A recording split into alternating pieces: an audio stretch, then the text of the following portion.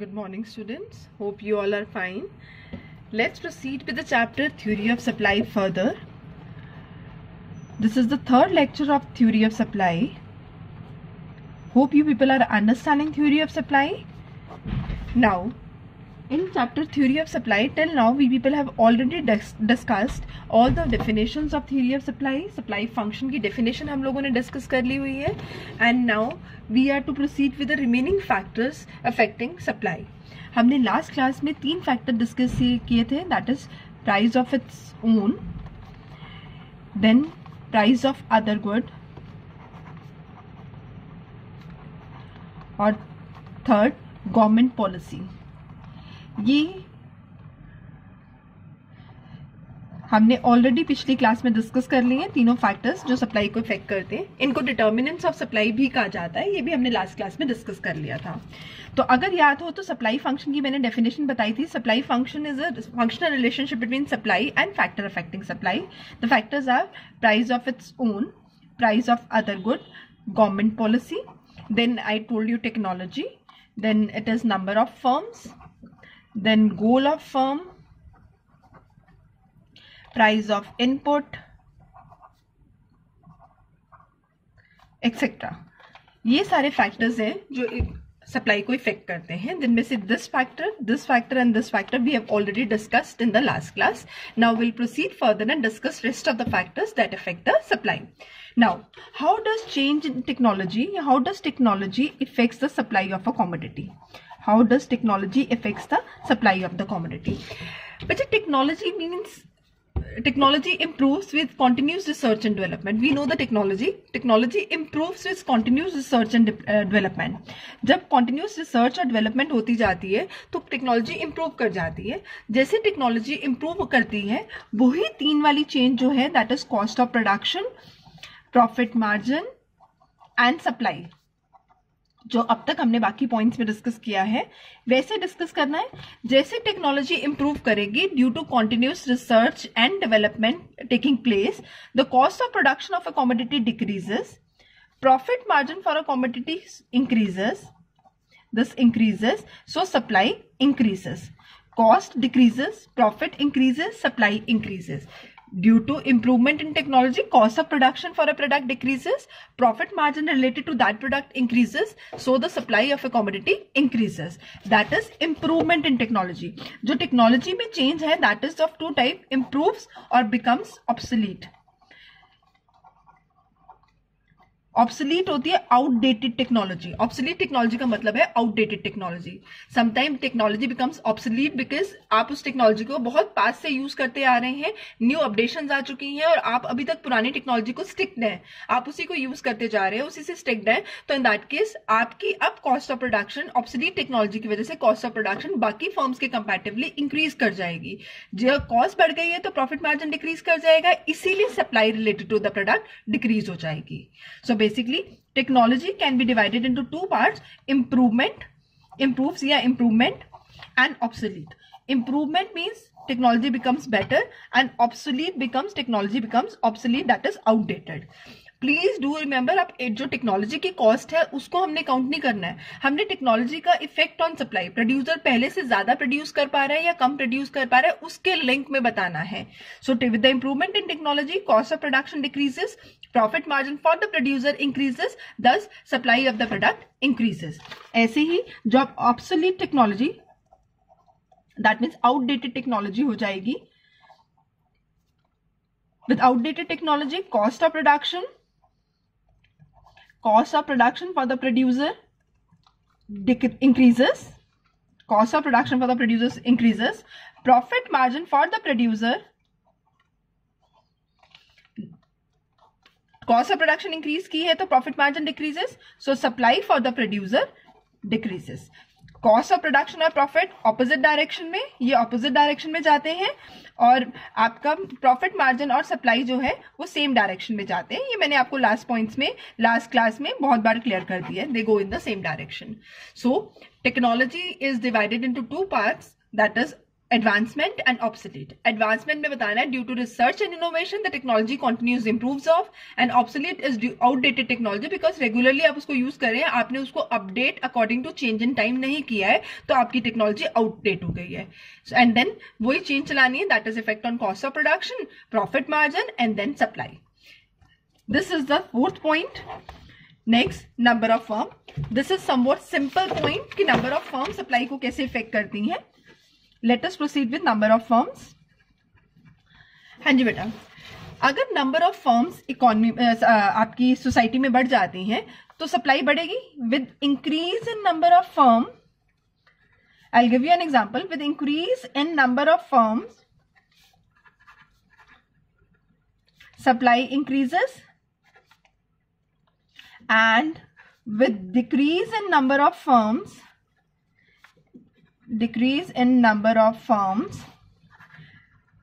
supply decreases। Increase से increases direct relation है, decrease से डिक्रीजेस, सप्लाई डिक्रीजेस। कैसे? अगर सपोज करो आपकी एरिया में 4 फ्रूट सेलर्स हैं, तो quantity of fruit brought to your society तब चेक करो, और जब आपकी सोसाइटी में 4 की जगह 8 फ्रूट सेलर्स आ जाते हैं तो supply of fruit, that mean जितने सप्लायर फ्रूट्स के बढ़ते जाएंगे आपके एरिया में उतनी ही सप्लाई ऑफ फ्रूट जो है वो बढ़ता जाएगा। More supplier means more supply, less supplier means less supply. अगर 4 सप्लायर से 2 सप्लायर रह जाते हैं तो उतनी ही फ्रूट सप्लाई आपके एरिया में कम हो जाएगी। I have taken an example of fruit, you talk about anything. आपके एरिया में 2 कार डीलर्स हैं, तो कार्स की सप्लाई कितनी होगी? आपके एरिया में 4 कार डीलर्स हैं, तो उसमें कार की सप्लाई कितनी होगी? Please when we talk about supply don't consider of ma'am demand कौन करेगा, इतने लोग कहां से आएंगे। जब हम सप्लाई के पॉइंट ऑफ व्यू से किसी चीज को डिस्कस कर रहे हैं तो सिर्फ सप्लाई के बारे में सोचना है, नॉट टू कंसिडर कि मैम इसमें डिमांड कैसे आएगी, डिमांड पे क्या इंपैक्ट होगा। जस्ट थिंक ऑफ इट कि जितने सप्लायर एक एरिया में बढ़ जाएंगे सप्लाई बढ़ जाएगी, जितने सप्लायर कम होते जाएंगे सप्लाई कम होती जाएगी। So that is number of firm directly related है। More the number of firms, more is the supply of a commodity, less is the number of firm, less is the supply of the commodity. So number of firms was the next point. Then it is price of input. ध्यान से समझिएगा ये point, price of input. बच्चे input are those things which are used in the production of a commodity. एक चीज को produce करने के लिए जो भी फैक्टर्स आप यूज करते हैं उनको उसके इनपुट्स कहा जाता है। फॉर एग्जाम्पल हम land, labour, 4 factors of production है, लेबर, कैपिटल एंड एंटरप्रेन्योर। हम ये 4 फैक्टर्स को यूज करके प्रोडक्शन पे करते हैं। लैंड पे हम रेंट पे करते हैं, लेबर पे वेजेस पे करते हैं, कैपिटल पे इंटरेस्ट और एंटरप्रेन्योर पे प्रॉफिट। इकोनॉमिक्स में फैक्टर्स ऑफ प्रोडक्शन को हम 4 में क्लासिफाई करते हैं, that is land, labour, capital and entrepreneur. Land पे रेंट पे किया जाता है, लेबर पे वेजेस पे किया जाता है, कैपिटल पे इंटरेस्ट पे किया जाता है और एंटरप्रेन्योर को प्रॉफिट पे किया जाता है। For example let us take कि अगर लेबर की वेजेस का रेट गवर्नमेंट बढ़ा देती है, पहले लेबर जो है वो 350 पर डे लेती थी, अब गवर्नमेंट ने इस रेट को बढ़ा के 500 कर दिया है, तो दैट मीन्स हमारा प्राइस ऑफ इनपुट जो है दैट इज लेबर वो कॉस्टली हो गया। तो इससे हमारी cost of production increases, profit margin decreases, cost of production increases, profit margin decreases and thus supply decreases। दोबारा से, अगर लेबर की wages for any reason market में बढ़ गई हैं, लेबर महंगी होने की वजह से प्रोड्यूसर के लिए cost of producing that particular commodity जिसमें वो लेबर को यूज कर रहा था उसकी कॉस्ट ऑफ प्रोडक्शन बढ़ गई। कॉस्ट ऑफ प्रोडक्शन के बढ़ने से profit margin arriving from that product has decrease and supply producer will be decreasing because as profit margin decreases supply of a commodity also decreases.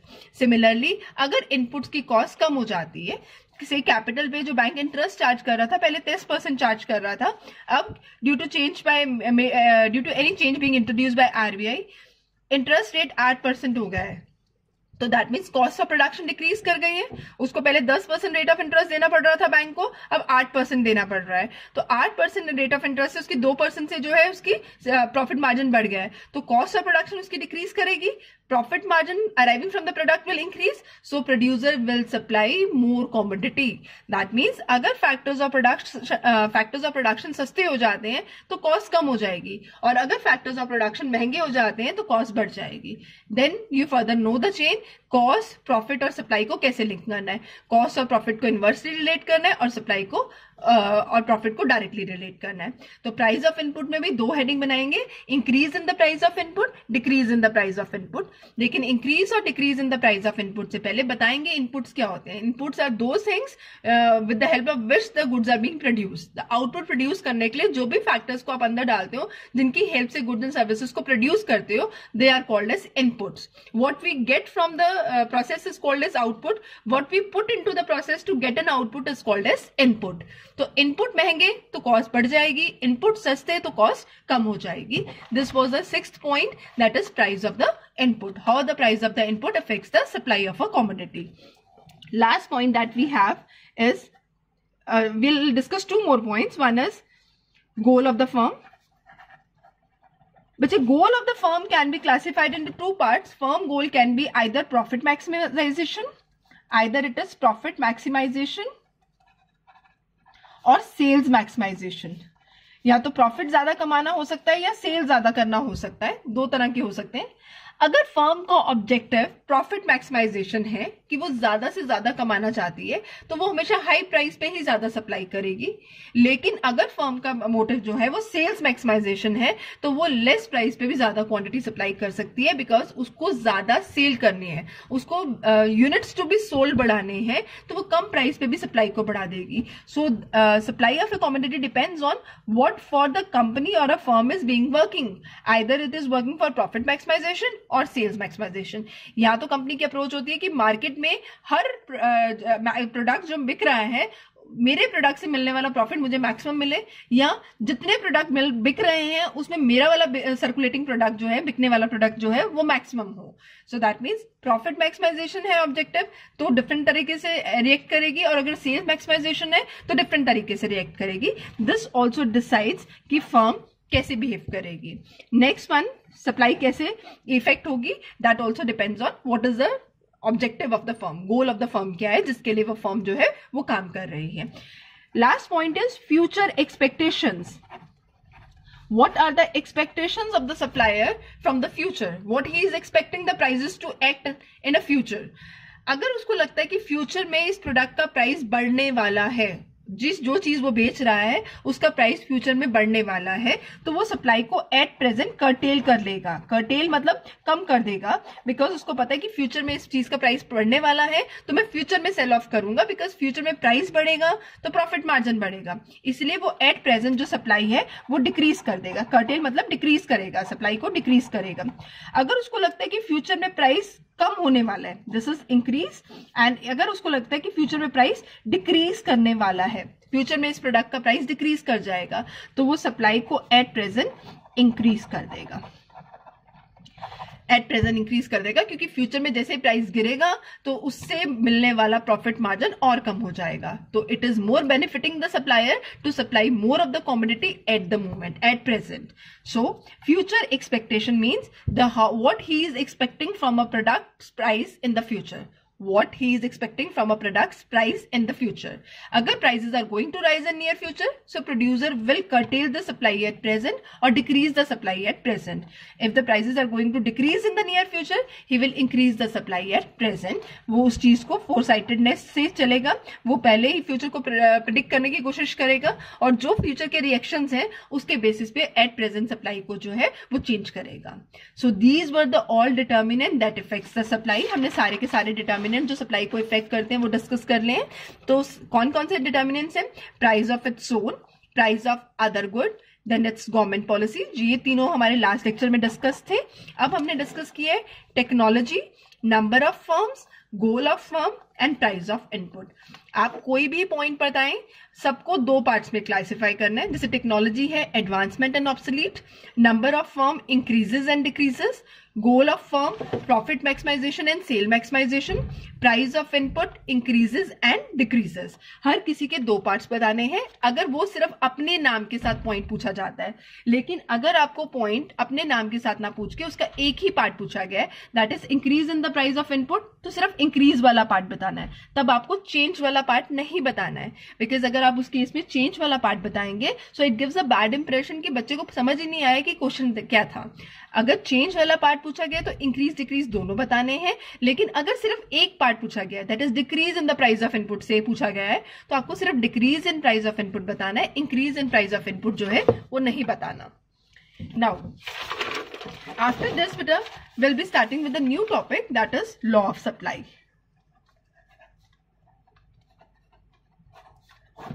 हमने law of demand पढ़ा था, वैसे हम law of supply पढ़ेंगे। What does law of supply states that? Law of supply states that there is direct relation. It states that law of supply, it states that there is direct relationship between price of a commodity and its supply. जैसे law of demand कहता था, it states that there is inverse relationship between price of a commodity and its demand, ऐसे law of supply states that there is direct relationship between price of a commodity and its supply. That is, with increase in the price of the commodity, the supply increases, and with decrease in the price of a commodity, supply decreases. Other factor remaining constant. अगर इस equation को हम दोबारा से देखें तो वो ये कहता है कि सप्लाई और प्राइस में डायरेक्ट रिलेशन है. With increase in price supply increases and with decrease in prices supply decreases. Other factor, ये सारे जो फैक्टर्स है वो रिमेनिंग कांस्टेंट. प्राइस और सप्लाई में डायरेक्ट रिलेशन चलेगा जब तक ये सारे फैक्टर्स जो है वो कांस्टेंट है. Law of supply states that with increase in the price of a commodity, supply of a commodity increases, and with decrease in the price of a commodity, supply decreases. Other factor affecting supply remaining constant. So that means assumptions जो हो जाएंगी वो सारी other factors वाली जो है वो assumptions बन जाएंगी. That is, first, there is no change in the price of other good. There is no change in government policy. There is no change in technology. There is no change in number of firms. There is no change in goal of firm. There is no change in price of input. So assumption are, there is no change in price of other good. No change in government policy. No change in goal of firm. No change in price of input. No change in future expectations. हमने 5 लिख दिए, सारी भी लिख सकते हैं, 3 से 4 भी लिख सकते हैं, दैट्स योर चॉइस. लेकिन जब तक आप लॉ के साथ उसके अजम्पशंस को मेंशन नहीं करेंगे तब तक लॉ कभी भी नहीं माना जाता. चाहे 1 नंबर के लिए लॉ पूछा गया, आपको कम से कम 1 से 2 अजम्पशन जो है वो साथ में देने ही है. लॉ कभी भी अजम्पशंस के बिना एक्सप्लेनेशन कंप्लीट नहीं मानी जाएगी. लॉ की एक्सप्लेनेशन अजम्पशंस के साथ ही कंप्लीट मानी जाएगी. Again coming to it, very very important, हमने अब तक 2 लॉज पढ़ लिए. एक लॉ हमने पिछले चैप्टर में पढ़ा था, that was called as law of demand. Law of demand ये कहता था कि it states that there is inverse relation between the price of a commodity and its demand, because वो कंज्यूमर के पॉइंट ऑफ व्यू से discuss किया जाता था. और लॉ ऑफ सप्लाई जो हम इस चैप्टर में डिस्कस कर रहे हैं, that is from the point of view of the producer. तो हमने वैसे भी पहला पॉइंट जब डिस्कस किया था तब मैंने आपको लॉ इंट्रोड्यूस नहीं किया था, बट मैंने आपको बता दिया था कि जैसे एक चीज का प्राइस बढ़ता है तो प्रोड्यूसर उस चीज की सप्लाई को बढ़ाता है क्योंकि उससे मिलने वाला प्रॉफिट मार्जिन बढ़ जाता है. तब तक मैंने as per law of supply word नहीं यूज किया था बिकॉज तब तक मैंने आपको लॉ इंट्रोड्यूस नहीं किया था. So law of supply states there is direct मतलब positive relationship between price of a commodity and its supply. That is, with increase in price, supply increases, and with decrease in prices, supply decreases. Other factor remaining constant, जिसे मैंने theory of demand में बताया था कि ceteris paribus भी कहते हैं other factor remaining constant को. So that means assumptions are there is no change in other factors. Other factors are no change in price of other good, no change in government policy, no change in goal of the firm, no change in price of input, and no change in future expectations. अब अगर आता है कि explain law of demand with the help of schedule, तो अब तक आपने बहुत बार शेड्यूल बना लिया. Price in rupees, quantity supplied in units. ये दिखाना है कि प्राइस के इंक्रीज करने से प्राइस इंक्रीज किया 10 से 20, 20 से 30, 30 से 40. Supply increases from 100 to 200 to 300 to 400 units respectively. As price increases from 10 to 20, 20 to 30 and 30 to 40, quantity supplied also increases from 100 units to 200, then to 300 and then 400 respectively. Price increase कर रहे हैं तो supply increase कर रही है. Now इसको बताएंगे ऐसे कि as price increases from 10 to 20, further to 30 and then 40, quantity supplied also increases. Now अगर इसी चीज को हमने with the help of curve बताना है तो यहाँ price in rupees, then quantity supplied in units, price दिखाएंगे 10, 20, 30, 40, quantity supplied 100, 200, 300, 400. आप ये गैप जो है with the help of scale लेंगे. 10 पे 100, 20 पे से 200, 30 पे 300 and 40 पे 400. फिर इन पॉइंट्स को ज्वाइन करके आप सप्लाई कर्व बनाएंगे. SS is a supply curve. This is a graphical representation of law of supply. हमने graphically अगर law of supply को represent करना है तो इसे हम graphically represent कर देंगे. बताएंगे as price increases from 10 to 20, quantity supplied of a commodity also increases from 100 to 200. This shows that there is a positive relationship between price of a commodity and its supply. That is, with increase in the price, supply increases, and with decrease in the prices, supply decreases. Price further increases from 20 to 30, quantity supplied increases from 200 to 300, and so on. 30 to 40, then 300 to 400. ये law of supply है जो positively sloped है, showing direct relationship between price and supply, कि price के बढ़ने से supply भी बढ़ती है. So this was all about law of supply. Law of supply क्या कहता है, assumptions क्या है, explain it with the help of schedule and then diagram. And this is the diagram part. इससे हमारा डायग्राम वाला पार्ट भी कंप्लीट हो गया. समझाते वक्त आपको बताना है कि हमने एक्स एक्सिस पे क्या लिया है, हमने वाई एक्सिस पे क्या लिया है, और उसके बाद क्या दिख रहा है कि प्राइस जैसे जैसे बढ़ता जा रहा है इसको थ्योरेटिकली लिखेंगे, सप्लाई भी बढ़ती जा रही है.